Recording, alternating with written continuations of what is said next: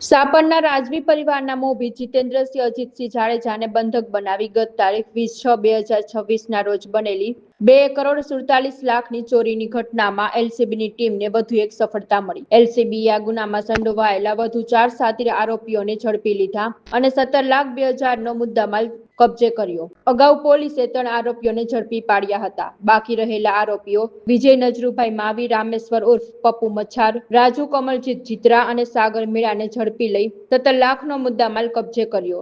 આ આરોપીઓ અગાઉ પણ મધ્યપ્રદેશ, રાજસ્થાન અને ગુજરાતના વિવિધ ગુનાઓમાં સંડોવાયેલા રીઢા ગુનેગારો છે। રાજકોટ ગ્રામ્ય જિલ્લાના સાપર પોલીસ સ્ટેશન વિસ્તારમાં સાપર ગામમાં 19 અને 20 જૂનની રાત્રિમાં એક લૂંટ થઈ હતી, જેમાં 6 લોકો જે જાડેજા પરિવાર છે એના ઘરમાં ઘૂસીને જાનથી મારી નાખવાની ધમકી આપીને ઘરમાંથી 2.47 CR જેટલા કેશ અને અમુક ઘરેણાંની લૂંટ કરી હતી। આ તપાસમાં પહેલાં પણ અમુક આરોપીઓ અટક થયેલા છે અને આજ 4 આરોપીઓને એમાંથી અટક કરવામાં આવ્યા છે। આ પૂરો ઘટનાક્રમ જો છે वो આ મુજબ છે कि एक बहादुर नजरूभाई बबेरिया રહેવાસી રાણાપુર ઝાંબુઆ મધ્ય પ્રદેશ, આ 6 વર્ષ પહેલાં જો અરજદાર છે જીતેન્દ્રસિંહ જાડેજા, એની વાડીમાં એનું એક પરમાનન્ટ ભાગ્યા છે પ્રવીણભાઈ પટેલ। પ્રવીણભાઈ પટેલના ફાધર અને ગ્રાન્ડફાધર એ પણ આ જીતેન્દ્રસિંહ જાડેજાના પરિવારના ભાગ્યા હતા, પરમાનન્ટ એની સાથે ખેતીમાં કામ કરે છે। તો પ્રવીણભાઈ આ બહાદુરને પેટા ભાગ્યા તરીકે રાખ્યા હતા। તો 1 વર્ષ સુધી આ બહાદુર અહીંયા કામ કર્યો, પછી અહીંયાથી બહાદુર મધ્યપ્રદેશ જતો રહ્યો। પછી જૂન મહિનામાં 6 કે 7 તારીખના રોજ ઝાંબુઆમાં એક મેળો ભરાયો। આ મેળામાં બહાદુર, એક સાગર મેડા, એક રાજુ, એ લોકો મુલાકાત કરી આપસમાં અને એ લોકો વાત કરી કે અહીંયા સાપરમાં એક પરિવાર છે, ત્યાં બુજુર્ગ પતિ પત્ની અહીંયા રહે છે અને એની પાસે મોટો સોનો કે ચાંદી મળી શકે। આ લોકોને ઘરેણાંની ઇન્ફોર્મેશન હતી કે ઘરેણો અહીંયા મોટી માત્રામાં મળી શકશે। પછી એ લોકો આ વાત જો છે નિલેશ અને પપ્પુ મચ્છાર સાથે કરી। એ તમામ લોકો છે એ અહીંયા ભાગ્યાનું કામ કરે છે, મજૂરીનું કામ કરે છે, છૂટક મજૂરીવાળા કામ કરવાવાળા લોકો છે। પપ્પુ મચ્છાર જે છે એ વિજન માવી સાથે એક વખત જેલમાં રહીને આવી ચૂક્યો છે। વિજન માવી આજ હાલ પકડાયો છે। તો પપ્પુ મચ્છારે આ વાત વિજન માવી સાથે કરી કે ભાઈ આમ એક મોટો કામ થઈ શકે આમ છે, તો તમે લોકો કરી શકો પણ અમારે હિસ્સેદારી આપવી પડશે। વિજન માવી આ લોકોને કીધું કે ભાઈ તમે પહેલાં સર્વે કરો, તમે વેરીફાઈ કરીને પછી અમને કન્ફર્મ કરીને કહેજો। તો 15મી તારીખ જૂનમાં 15મી તારીખના રોજ એ લોકો બહાદુર, સાગર મેડા, રાજુ, નિલેશ અને પપ્પુ એ 5 લોકો 15મી તારીખના રોજમાં તુફાન ગાડીમાં સવાર થઈને અહીંયા આવ્યા અને અહીંયા એ લોકો પૂરો 3 દિવસ સુધી 15, 16, 17 3 દિવસ સુધી સાપરની ગામની આજુબાજુના સીસીટીવીઝની, પોલીસ સ્ટેશનની લોકેશનની, આના ઘરની, અહીંયાથી કઈ રીતે ખેતરમાંથી નીકળી શકાય, ક્યાં જઈ શકાય, બસ ક્યાંથી મળશે, વાહન ક્યાંથી ચોરાવાના, આ બધી વસ્તુઓનો એ લોકો 3 દિવસ સુધી એ લોકો અહીંયા રેકી કરી। રેકી કર્યા પછી 16 તારીખના રોજ એ લોકો કન્ફર્મ થઈ ગયા। તો પપ્પુ મચ્છારે વિજન માવીને રિપોર્ટ કરી દીધો કે ભાઈ અહીંયા બધું ક્લિયર છે અને અમે કન્ફર્મ છીએ કે અહીંયા મોટો માલ મળશે, તો તમે લોકો ત્યાંથી આવી શકો છો। 17મી તારીખે સવારમાં નીકળવાના હતા ત્યાંથી લોકો, પરંતુ કોઈ કાળી ચીડિયા એનાથી સામેથી નીકળી ગઈ, તો એને એ લોકો અપશગુન માનતા હોય તો એના લીધે 17મી તારીખે એ લોકો પોસ્ટપોન કરી દીધો ત્યાંથી નીકળવાનો। પછી 18 તારીખના રોજ સવારમાં એ લોકો 6 લોકો એ જો વિજન માવીની ટીમના લોકો છે, જેનું નામ હું આગે કહીશ, અને 2 લોકો ગાડીવાળા દિનેશ અને શેતાન, એ બંને દાહોદના રહેવાસી છે, બાકી 6 લોકો ઝાંબુઆના રહેવાસી છે। એ 8 લોકો ત્યાંથી નીકળ્યા। દિનેશને પૂરા રાસ્તાની ખબર હતી ક્યાં ક્યાં સીસીટીવીમાં નહીં આવશે, ક્યાં ગાડી આપણે ટોલથી પસાર નહીં થાય ગાડી, તો આમ એ લોકો ત્યાંથી નીકળીને અને ધંધુકા, વડોદરા પછી ધંધુકા આવ્યા, ધંધુકા પછી જસદણવાળો રૂટ લીધો, જસદણ વિછિયા થઈને ગોંડલ ગયા, ગોંડલથી થઈને સાપર આવ્યા। 18 તારીખની રાત્રિમાં 11 વાગ્યાની આજુબાજુમાં લોકો સાપર પહોંચ્યા।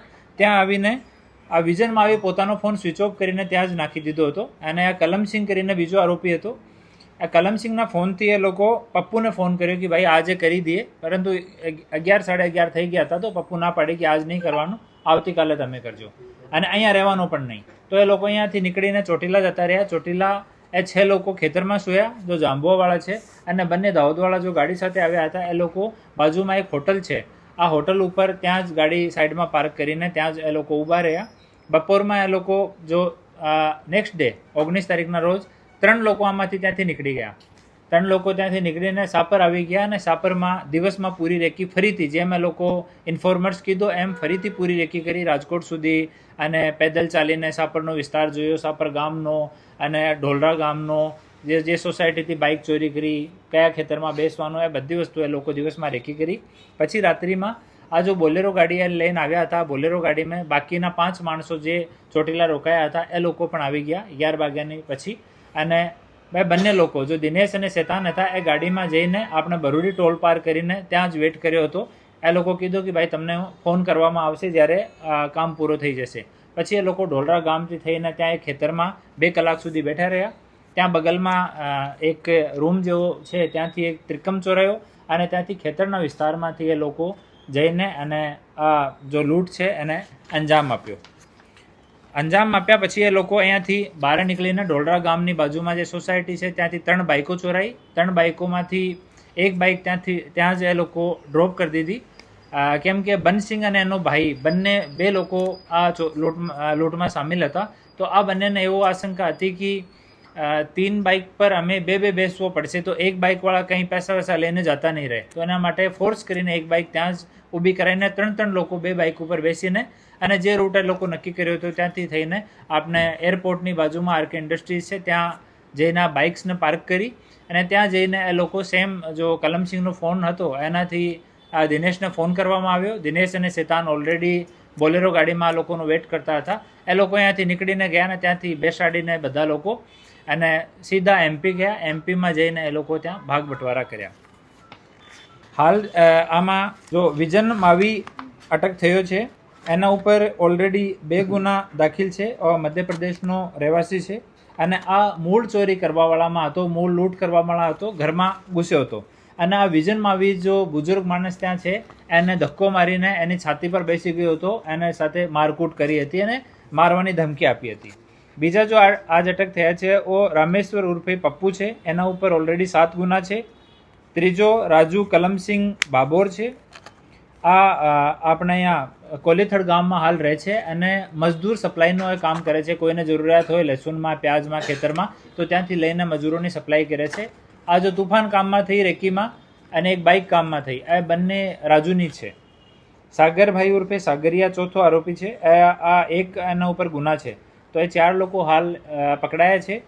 આમાંથી 3 લોકો બાતમીદાર છે અને એક માણસ જો છે વિજન માવી આ એકચ્યુઅલ લૂંટ કરવાવાળી પાર્ટીમાં હતો. અગાઉ એનાથી આ બનસિંગ, શેતાન અને દિનેશ એ 3 આરોપીઓ પહેલાં પકડાયા હતા અને હાલ જો પકડવા ઉપર બાકી છે. આમાંથી કલમસિંહ બાકી છે, એના ઉપર 2 ગુના છે. કરણસિંહ ઉર્ફે મડિયા બાકી છે. મોહબ્બતસિંહ ટાંડા ધારનો રહેવાસી છે, એના ઉપર 22 ગુના છે, આ પકડવાનો બાકી છે. આલમસિંહ ઉર્ફે સુલસુલા આ ટાંડા ધારનો રહેવાસી છે, એના ઉપર 16 ગુના દાખલ છે. અને બહાદુર અને નિલેશ જો રેકી પાર્ટીમાં હતા એ 2 લોકો બાકી છે. તો આમ એટલા આરોપી હાલ પકડવાના બાકી છે. એ લોકો રાત્રિમાં અમારી એલસીબીની ટીમને ઇન્ફોર્મેશન મળી કે જે જગ્યા રાજુ કોળીથડમાં રહે છે ત્યાં આ વિઝનમાં આવી આ ઇન્ફોર્મર્સ માટે અમુક પૈસા લઈને આવવાનો છે અને ત્યાં લોકો ડિસ્ટ્રીબ્યુશન કરવાના છે. તો આ બાતમી ઉપર એએસપી નવીન રેપોડી જસદન અને એલસીબીની ટીમ અને લોકલ ટીમ જો છે એ ત્યાં પહોંચ્યા અને આ લોકો પાસેથી 12.5 લાખ જેટલો કેસ સામાન બરામદ થયો અને એક તુફાન ગાડી અને એક મોટરસાઇકલ આમાં બરામદ થઈ. આ પૂરા ઇન્વેસ્ટિગેશન જો છે ડીજી સાહેબ કન્ટિન્યુ આમાં નિર્દેશ આપે છે. ગુજરાત રાજ્યના ડીજીપી શ્રી અને રાજકોટ રેન્જના માનનીય ડીઆઈજી સાહેબ નિલિપ્ત રાય સાહેબ કન્ટિન્યુ માર્ગદર્શન કરે છે. ઇન્વેસ્ટિગેશન અને ડિટેક્શનમાં કન્ટિન્યુ સાહેબનું માર્ગદર્શન આમાં લોકોને મળે છે. તો આ પૂરી ટીમને મળીને હાલ આ સફળતા મળી છે. બાકીના જે આરોપીઓ બાકી છે એના માટે અમારી ટીમ કન્ટિન્યુ ટેકનિકલ અને ત્યાં બાતમીદારો મારફતે અલગ અલગ તરીકાથી અમે લોકો પ્રયાસ કરી રહ્યા છીએ.